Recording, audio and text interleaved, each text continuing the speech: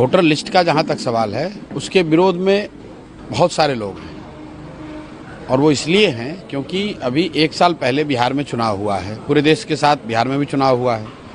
Election commission ने ही voter list बनाया, उसके आधार पर उसी वोटर लिस्ट में जिनका नाम था उन्होंने पार्लियामेंट का इलेक्शन किया है, प्राइम मिनिस्टर का चुनाव हुआ है। अब साल भर में ऐसा क्या हो गया कि उस पूरे वोटर लिस्ट में आपको इंटेंसिव रिवीजन की ज़रूरत है? भाई हम लोग की तो यही मांग है कि जो 14 अभी 2024 में लोकसभा चुनाव के लिए जो वोटर लिस्ट का इस्तेमाल किया गया है, उसी का इस्तेमाल इस बार भी होना चाहिए। अब उसमें जो संशोधन करना है, कोई 18 वर्ष से ज़्यादा का अगर है, 1 जनवरी 2025 को हो गया तो उसका नाम जोड़ दीजिए। अगर किसी की मृत्यु हो गई है या कोई पलायन कर गया है, छोड़कर चला गया है, उसका नाम काट दीजिए। इसके अलावा और कोई उसमें संशोधन की ज़रूरत समझ में नहीं आती है।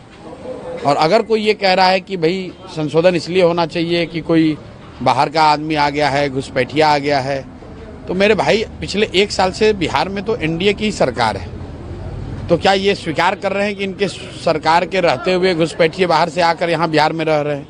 बाहर से लोग आ गए, रिफ्यूजी आ गए, शरणार्थी आ गए, आतंकवादी आ गए, कौन आ गया? और आया तो क्या यहाँ बिहार सरकार सो रही है? बीजेपी वाले जो ऐसे बेवकूफ़ लोग हैं, अरे भाई अगर घुसपैठिए बिहार में आ गए तो सरकार तुम चला रहे हो, तो घुसपैठियों को क्यों नहीं पकड़ा?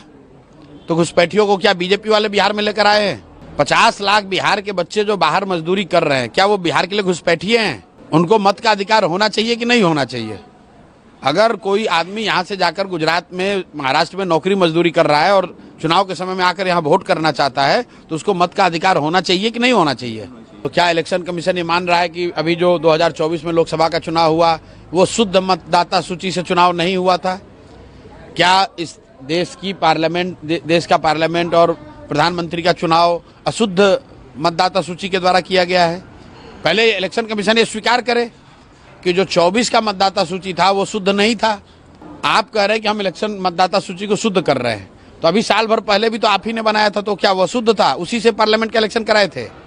और अगर वो अशुद्धता आ गई इलेक्शन के, लोकसभा इलेक्शन के बाद, तो अशुद्धता क्या है कि लास्ट के 2 महीने में अब चुनाव होना है, तो इलेक्शन कमीशन कह रहा है कि हम नया इलेक्टोरल रोल बनाएंगे। आप बताइए कि 50 लाख से ज़्यादा बिहार के लड़के, बिहार के युवा जो बाहर मजदूरी करते हैं, रोजी रोजगार करते हैं, वो तो दिवाली छठ में आएंगे, वो कैसे फॉर्म भरेंगे?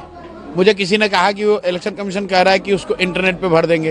अरे भाई, जो मजदूरी कर रहा है कोयम्बटूर में, जो मजदूरी कर रहा है सूरत की फैक्ट्रियों में, वो बेचारा कहाँ से समय निकालेगा, कैसे इंटरनेट पे इसको भरेगा? तो ये इसका बिल्कुल हम लोग विरोध करते हैं।